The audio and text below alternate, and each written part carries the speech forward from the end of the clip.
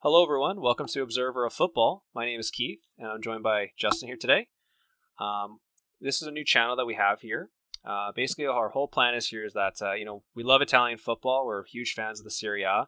My favorite team is Juventus. Justin, who's your favorite team? AC Milan, baby. Oh yeah. So one of those things that me and Justin have been watching a Serie A for almost like what 5-10 years. It's been like almost now. It's been somewhere in that packet. Yeah, it's probably back around 2010 or so with that World Cup. I really started to get into football then. Oh yeah. Well, I remember. For you, for example, it was more or less the 2011 FIFA, FIFA 11 days that really got you into football, and then for me, I got really into FIFA in 2012. So I kind of opened my eyes up to the whole the football scene.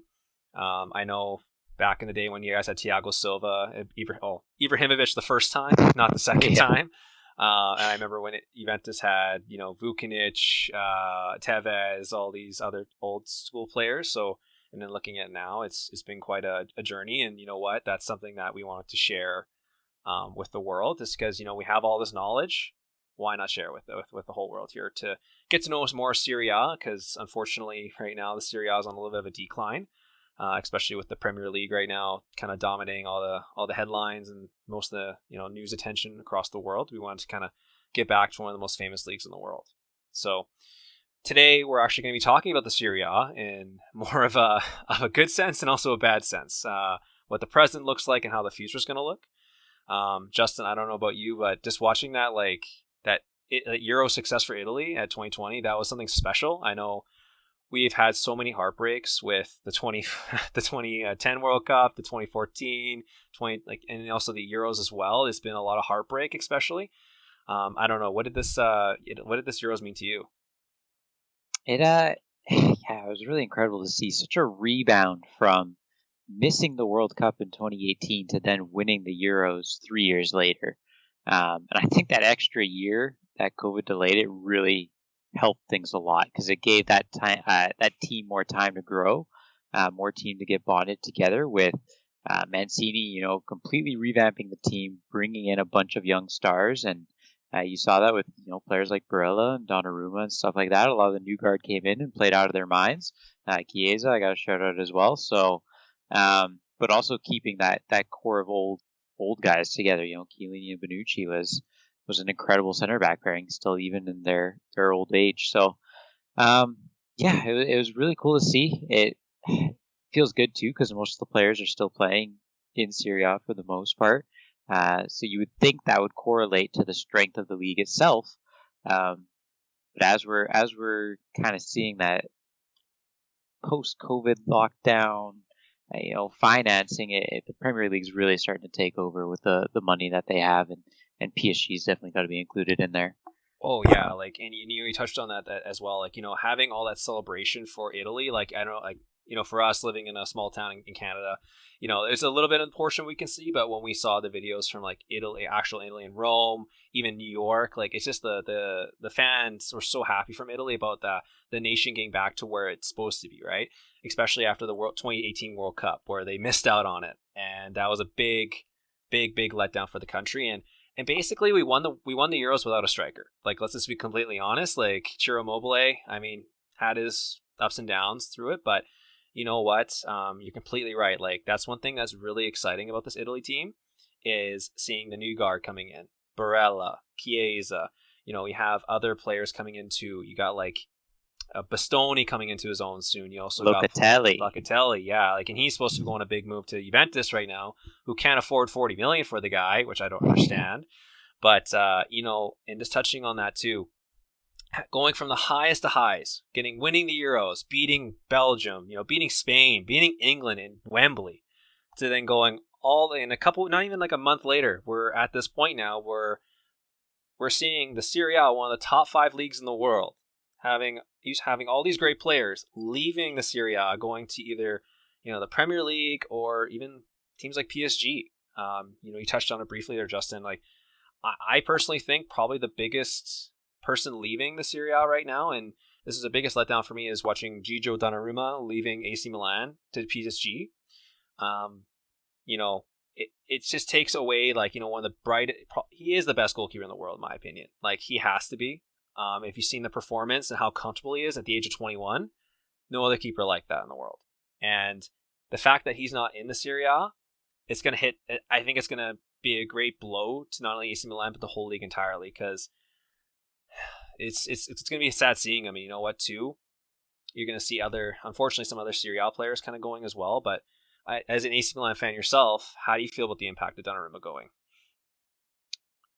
Yeah, it's tough. It's mainly tough too because leaving on a free, and we know how tight the money is right now. So to not get a single penny from him really hurts. I understand it. At the same time, if his wage demands were extraordinary and more than what we could pay, at the end of the day, you got to do what you got to do. It is a business, and the same thing for him as well. He absolutely does deserve 12 million a year or whatever he's getting, but that's just not something we could afford. So I think that says a lot about the Serie A finances in general, though, is that we can't hold our stars because of the money, and I think it really comes down to FFP, and FFP has really come down hard on the Italian teams where they haven't punished the English teams or PSG in particular.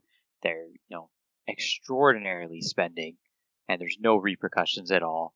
It just seems like they can just pay their lawyers more and get out of any situation, and they can hoard the talent like they are, as you've seen. Man City and PSG and Chelsea are just can spend whatever they want, and guess what? Those three teams have been in the Champions League final. 3 of the 4 teams in the last couple of years here. So yeah, and that's the one thing I want to touch on too. Isn't that like so unfair for the whole football like landscape right now? Like, you look at the whole entirely here.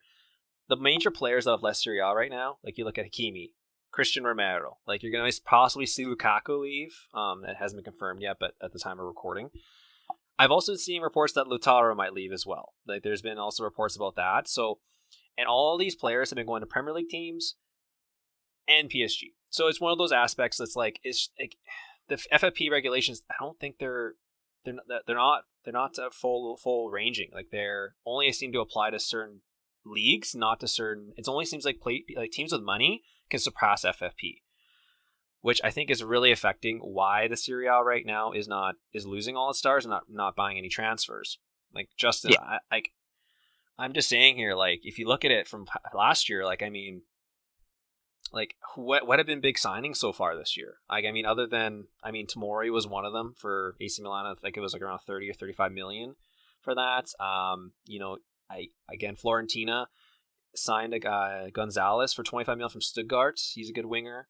But other than that, like, there's a lot of players leaving and they're not coming in, right? So it's like It's like trying to survive. It's kind of scaring me because you see what's happening to La Liga right now as well, and it's like I'm wondering. Yep. Barca and Real are in big trouble as well, and it's Spain. I think Spain's almost in the same boat as us, and France is in trouble too. PSG is just an exception, being that oil-based oligarchy that's backing them, right? There's so much money they can just pump into the club. Oh, yeah. But you saw Lille. Lille has lost a bunch of their stars as well, and they just won the French league. Real and Barca are in huge trouble financially as well. So there is FFP that is affecting it. There's also, you got to look at the rights that England has with their TV rights. Like, all that money has saved them hugely through COVID, right? Because they depend the least amount on the people being in the seats. Whereas the Italian leagues, the Spanish leagues, the French leagues, they needed those people in the seats to be able to have that money to spend. And without that revenue, they're so in the red that no one can spend any money. And football fans across the world are complaining, every Italian offer is loan with option to buy. And it has to be like that because there is no money up front to be able to pay for these guys now. So. Well, and you're exactly right. Like, look at the Demiral deal from Juventus to Atalanta, right? Their loan option to buy. But you know what? Like, as far as like this, I feel like personally that Serie A, although it may not be able to compete with the Premier League right now, I feel like it's in a little bit of better state than La Liga right now, just because there is a lot more variety in terms of competition for the Serie A. Like, I think you got 7 teams right now that can challenge for the Scudetto this next year. Like, I feel like you got Inter Milan still has some decent players on that team, whether or not how many players they sell or they sell Lukaku or Taro. AC Milan, I think, is going to be. I think people are sleeping on Magnon. I think he's going to be a great replacement for Donnarumma, and I think they added some great players to that team, so I'm excited about them. Atalanta, I think Atalanta is going to be. I think they're maybe one of the favorites to win the Scudetto, to be honest, with the business they're doing. Personally, my thing. Lazio is always a good shout. Napoli as well. Juventus. Like, you got a lot of teams. And you know what? I think that's something, even though we are maybe losing some stars this year, it's probably going to be one of the most competitive races to win the Scudetto this year. When you look at the La Liga or any other league right now, I mean, Atletico probably comes to my mind to win La Liga. Ligue 1, probably Paris. I mean, the only other league I can think of that could have that type of competition is probably the Premier League. But again, they're not backed by the TV rights, right? And speaking of that too, with the resurgence, I believe I saw reports too that Italy's only allowing up to 50% capacity from the start of the season. So they're getting at least some revenue in. And I know, for example, some teams like Juventus built brand new stadiums and recur on that revenue. So at least you might see some rebuilding come from that. But it's kind of unfair when you see that other leagues and other nations have like 100% capacity almost already when they're stuck to a 50%. So I think as this is something that is definitely hurting our team now, but I think there's a lot of op spots coming in the future. I don't know if you have any thoughts on what your current predictions are for the Serie A, who maybe the favorites are. I think the favorite for me it goes back to Juventus with Allegri back, especially if they can get a better midfielder in Locatelli or whoever else it may be. They're the clear front runners to me. They're super strong in almost every position. They have a ton of depth. They didn't really lose anyone too crucial, in my opinion. And you saw they've won it the past 10 years. And the only reason they lost last year is because they brought in a very inexperienced coach. So I think when they go back and they have a world-class coach like Allegri, they're going to win it again. Other than that, if we're looking at top 4, I don't see it changing drastically. I think Atalanta are still going to be strong. I still think Milan and Inter are going to be really strong.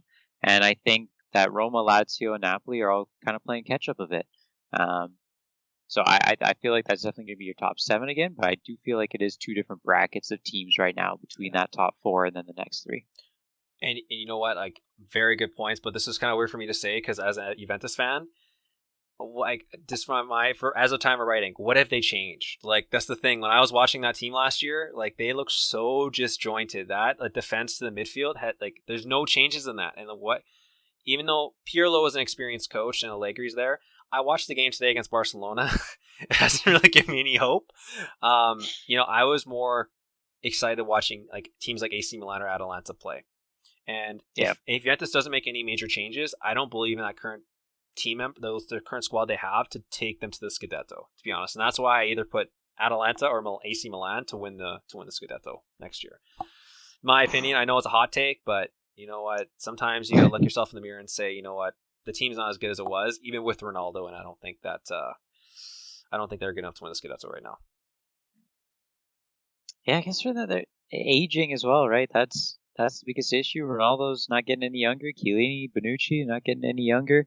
So they have some youth injection in there, but a lot of their stars are getting up there. And look who's our backup center backs. Okay, we have Bonucci, Chiellini. We got Gilic will obviously start. We got Rugani back. We've been trying to sell him for 4 years almost. Okay, Rugani. I had high hopes on this guy. Never panned out the way. God bless him. I don't think he's good enough for Juventus. Maybe at a slower league team like Genoa, Sampdoria, those type of teams. But this is not the type of player you need to win in a major competition. My opinion. And how does it, like, I've actually not thought about this. How does this business make any sense for Juventus? They bought Romero for pretty cheap, right? Proceed to loan him out to Atalanta with option to buy. Atalanta trigger that option, turn over a huge profit to sell to Tottenham, and then Juventus gives them another center back in Demiro. Why are you strengthening a competitor like that? It doesn't make any sense to me. Yeah, I don't know why either. It's one of those things that it's frustrating because it just doesn't really show the planning that goes on with an organization, right? Like, I think they're probably thinking that, if they kept Demiral and maybe had Delic, that would be the starting center backs going forward. And it seems like they had that really shortcoming thinking. Like, don't even get me started about the Romero deal. Like, even Messi said that he wanted him to join him in Barcelona. That's how good he played with Argentina. And you know what? Like, it's a shame that Atalanta sold him so quickly. But if they turned a profit from that quickly, it's just one of those things that Atalanta's probably been one of the best teams at doing business so far.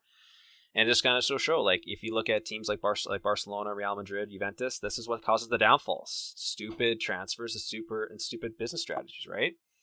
That's why I don't have that much faith in terms of how they're going to proceed in the future, personally. It's a good point. It's fair. And I am glad with how Milan has been transacting recently. It seems like once Elliot's come in, that everything's been much more strategic and not short-sighted, and much more long-term thinking. Yeah. But you know what? I think it'll be exciting Serie A season nonetheless. I always will cheer for Juventus no matter what. But I will say, though, I'm excited to see how Milan does, especially with the new players coming in, and also too with Atalanta. So even though the times look dark right now, I've still got a lot of season left for the next coming year, and hopefully there will be some bright spots, and hopefully we can maybe knock off some Englishmen and PSG in the meantime in the Champions League. Hey, that's Milan's home. It's where they belong. Oh, exactly. They got 7 already, so I don't think they have a chance at winning that thing, but I definitely think that they can make a push. Oh, for sure. Guys, we'll definitely be doing a more in-depth Serie A prediction coming up. We just want to see kind of how the transfer window ends up panning out. Inter could be losing some more players. We don't know. Juventus could be bringing in some, and so all those possibilities still need to be ironed out. And then we'll do a more in-depth 1-20 Serie A prediction, I think. Perfect. That sounds good. And make sure to subscribe and like the video for more updates going forward.